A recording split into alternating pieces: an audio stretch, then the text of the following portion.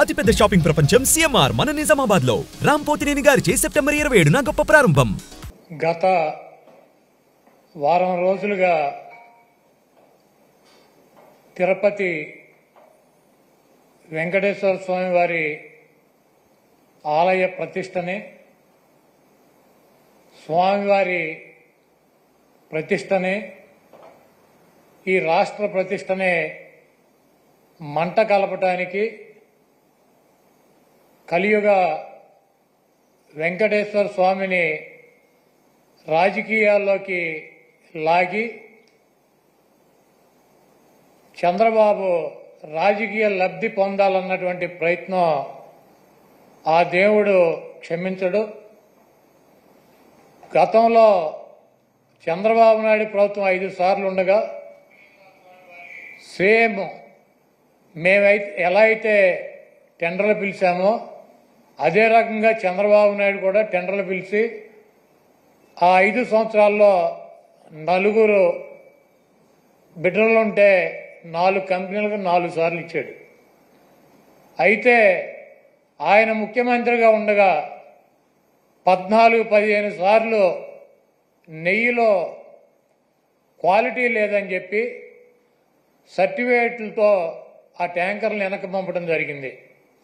ఆ తర్వాత వైఎస్ఆర్ కాంగ్రెస్ ప్రభుత్వం వచ్చిన తర్వాత అక్కడ గతంలో ఏ రకంగా టెండర్లు పిలిచారో, ఏ రకంగా కేటాయింపులు చేశారో అదే రకంగా మా ప్రభుత్వం కూడా కేటాయింపులు చేసింది.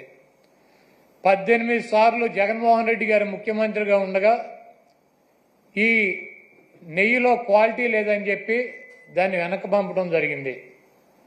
ప్రతి వెహికల్ని తిరుమల తిరుపతి దేవస్థానానికి వచ్చేటువంటి ప్రతి దాన్ని కూడా ఇన్స్పెక్షన్ చేసి దాంట్లో లోపాలు ఉంటే దాన్ని వెనక్కి పంపించి అది వాళ్ళకి కావలసినట్టు ఉంటేనే అక్కడ దించుకునేటువంటి పరిస్థితి ఉంటుంది. ఇది గత ప్రభుత్వాలు గత 100 సంవత్సరాల నుంచి వచ్చేటువంటి ఆనవాయితీ.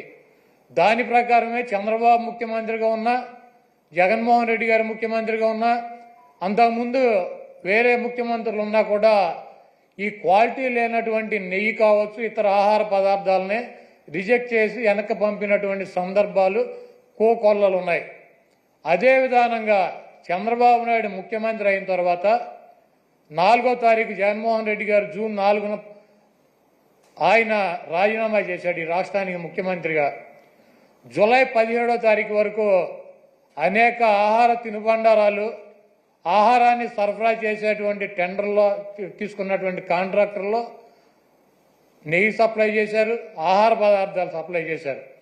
వాటిల్లో చంద్రబాబు ముఖ్యమంత్రిగా ఉండగా 17వ తారీఖున వచ్చినటువంటి ఒక ట్యాంకర్లో వాళ్ళకి కావాల్సినటువంటి మెజర్మెంట్స్లో లేదు నెయ్యి, కాబట్టి మేము దీన్ని రిజెక్ట్ చేస్తున్నాం అని చెప్పి దాన్ని వెనక పంపడం జరిగింది. ఆ నెయ్యిని వాడల గతంలో కూడా రిజెక్ట్ చేసి 18 సార్లు పంపించే ఎటువంటి నెయ్యిలు వస్తాయి. ఎప్పుడూ కూడా క్వాలిటీ లేనటువంటి నెయ్యి కానీ నూనె కానీ ఎటువంటి ఆహార పదార్థాలు తిరుమల తిరుపతి దేవస్థానంలో వాడినటువంటి పరిస్థితి లేదు. 17వ తారీఖున జూలై 17వ తారీఖున ఏం ఫస్ట్ టైం కాదు రిజెక్ట్ అవటం, కొన్ని 100 సార్లు రిజెక్ట్ అయినాయి అదే తిరుమల తిరుపతి దేవస్థానంలో. దానిని చంద్రబాబు నాయుడు రాజకీయ లబ్ధి కోసం జంతువుల కొవ్వు కలిసింది, ఆ కొవ్వుతో లడ్డూలు తయారు చేశారు, వాటిని ప్రసాదాలుగా భక్తులకు ఇచ్చారు. ఈ దేశంలో ఉన్నటువంటి వెంకటేశ్వర స్వామి భక్తులు తిరుపతి వెళ్ళినాళ్ళు లేకపోతే ఎవరైనా నాబోటాళ్ళు వెళ్ళి లడ్డు తీసుకొచ్చి 10 మందికి పంచి పెడతారు. వీళ్ళంతా కూడా అపవిత్రమైనటువంటి ప్రసాదాన్ని తీసుకున్నారు. కాబట్టి జగన్మోహన్ రెడ్డిని శిక్షించాలి అని చెప్పి చంద్రబాబు నాయుడు రాజకీయ ప్రయోజనాలు ఆశించి, అదేవిధంగా జగన్మోహన్ రెడ్డి గారు ఇబ్బంది పెట్టాలి రాజకీయంగా అని చెప్పి ప్రత్యక్షంగా కలియుగ దైవమైనటువంటి వెంకటేశ్వర స్వామినే ఆయన ప్రసాదాన్నే రాజకీయాల్లోకి లాక్కొచ్చేసినటువంటి దుర్మార్గమైనటువంటి వ్యక్తి చంద్రబాబు నాయుడు. ఈరోజు ఇటువంటి దుర్మార్గం చేసి ఆలయ ప్రతిష్టని, వెంకటేశ్వర స్వామి విశిష్టతని దెబ్బతీసినటువంటి ఈ చంద్రబాబు నాయుడు గారికి బుద్ధి రావాలని చెప్పి దీనిలో ఎటువంటి తప్పు జరగలేదన్నది ప్రజలకి తెలవాలని చెప్పి 1కి 10 సార్లు చెప్తున్నాం.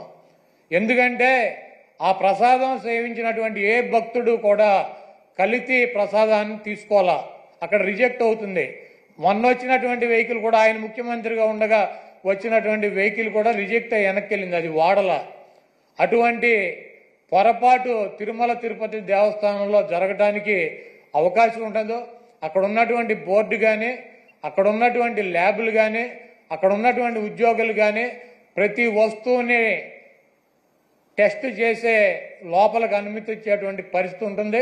రిజెక్ట్ అయిన సందర్భాలు కోకొల్లలో ఎవరూ కూడా మేమేదో అపచారం చేశామనో, లేకపోతే జంతువులు కొవ్వు కలిసినటువంటి ఆహారం తిన్నామనో ఎవరూ కూడా బాధపడాల్సినటువంటి అవసరం లేదు. ఇది గతంలోనూ జరిగింది, ఇది ప్రాసెస్ జరుగుతూనే ఉంటుంది.